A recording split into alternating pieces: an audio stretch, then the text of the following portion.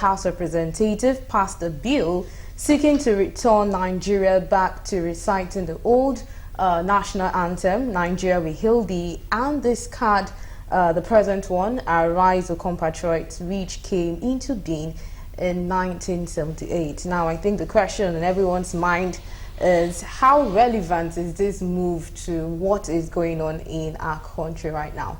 And some people have also termed this as a misplace of priorities. Gentlemen in the studio, let me just ask this question, because I mean, when I heard it at first, I was like, are you serious right now? That was my first expression when I heard this. I mean, we have so many important and serious things on ground, and then we're talking about the national anthem. Well, what was your expression, or how did you feel when you heard it?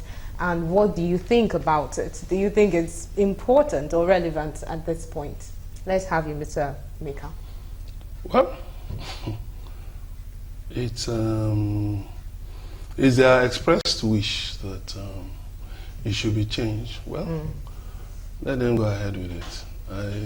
I can't say anything other than I wish them all the best. The nation's anthem and the pledge actually reflect the wishes, the wishes of the people. It's an embodiment of the wishes of the people, expression, of the wishes of the people, for greatness.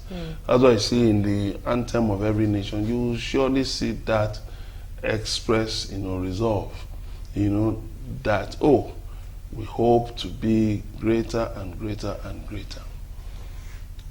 So, well, yes, we have problems, but we may need to look at some of the things that we may term as important from time to time. Yes, the national anthem, changing it.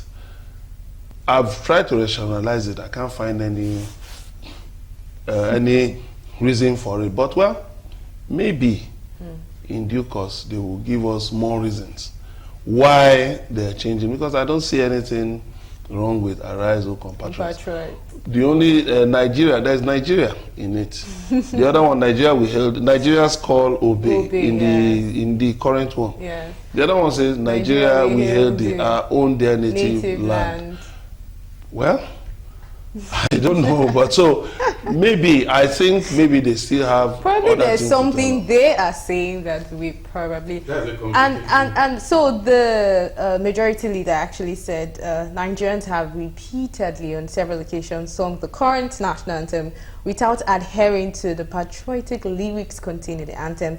And then he said the old national anthem is a reminder of Nigeria's rich history and cultural heritage. So which is probably why he is choosing the old national anthem over the current one. Yeah, I think I don't have a problem with it.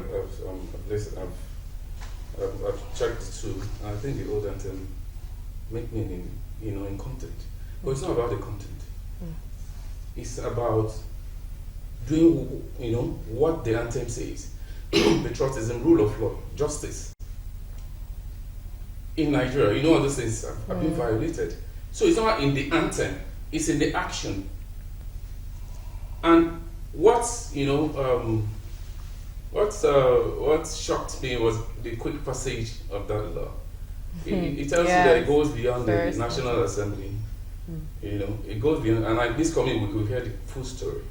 It's not about somebody standing up and saying, I'm pushing this motion. It was quickly passed. Yeah. It's a country where bills at the National Assembly takes months. They quickly, first reading, second reading, and then it became law. So I don't have a problem. I think it goes beyond changing the national anthem. We need to change our attitude, to these things. How many people can even, recite the current anthem?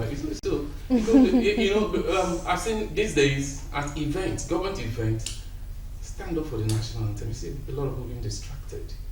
So that's the action I'm talking about. It's not even the content of the national of the anthem itself. We need to do more, and people are yearning for. And why Nigerians they don't have a problem with this, but what they are saying is, what is the importance of the anthem at this material time when Nigerians are going through tough times. That is what they are saying. And I would have expected somebody to jump into the fray and explain the rationale behind the changing of them. That's they also said that the current anthem is a product of military junta. Looking at when it came in. But what about the previous anthem? Product of what? Which wasn't even written by Nigerians. Written by colonialists. So that's not the issue here. So as I said, it's not in the anthem. It's not in the action. No, but again, if you look at the lyrics of the old anthem, I think there are certain things that have been overtaken by the course of time. Nigeria, we hail thee. Our own dear native land. So what about? No, hold on. No. I'm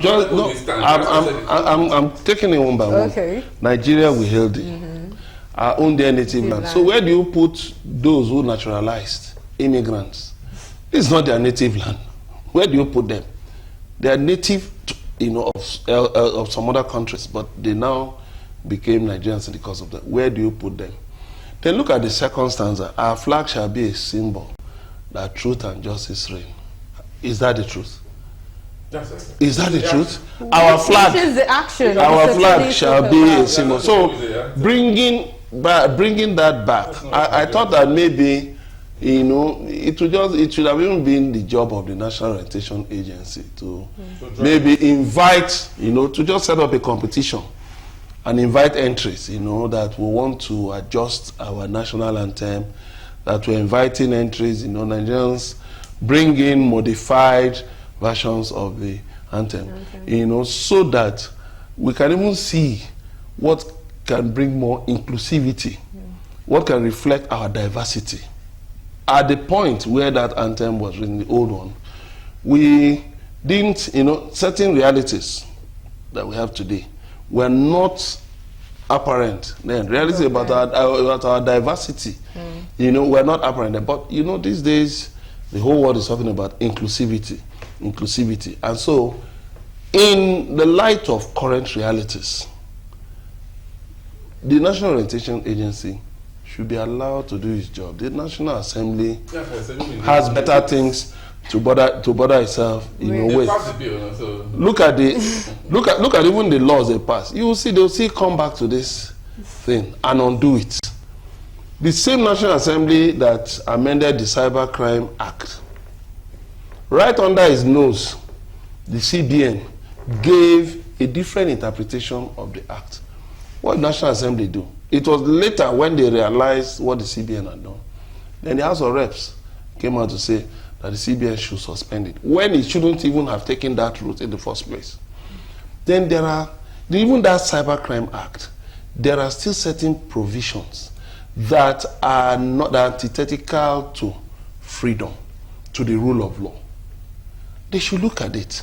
They should look at some other laws like the Official Secrets Act. This was something we inherited from the colonialists. And we've gone how many years down the line? 64 years. Why are we still holding on to colonial relics? We should have discarded the Official Secrets Act. There are certain other things in the statute books that should have been thrown away. There should be a debate about the penal code, the criminal code. How do we marry them? Why do we still have one nation, two different codes? Penal code for the North, criminal code for the South. Why? And other things, there are laws that National Assembly should concern itself with, modifying, making these laws better. Look at local government administration. Up till now, the governors are still running the local governments like, their personal estates.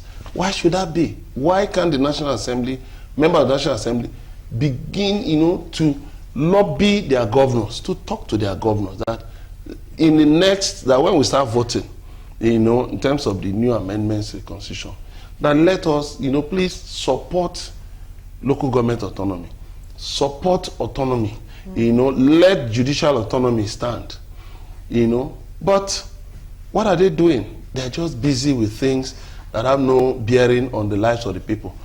Things like, right now, I remember the president said when he came in, he said he was going to activate a stimulus fund to help industries. Up till this moment, he has not done so. Why can't the National Assembly help him? Have a debate, build up a stimulus fund so that these big companies that are employing thousands of Nigerians and even the textile firms can be brought back. How can the National Assembly tell the president what to do? They don't have the guts. Just same way in the States. They don't have the guts. They can't tell the president to his face. That's the problem we're having now. We don't have, National Assembly should have strength. If you go to pass law and say, Mr. President, you must implement it. They don't. We know who controls things in Nigeria. So we need to look at the structure as a whole.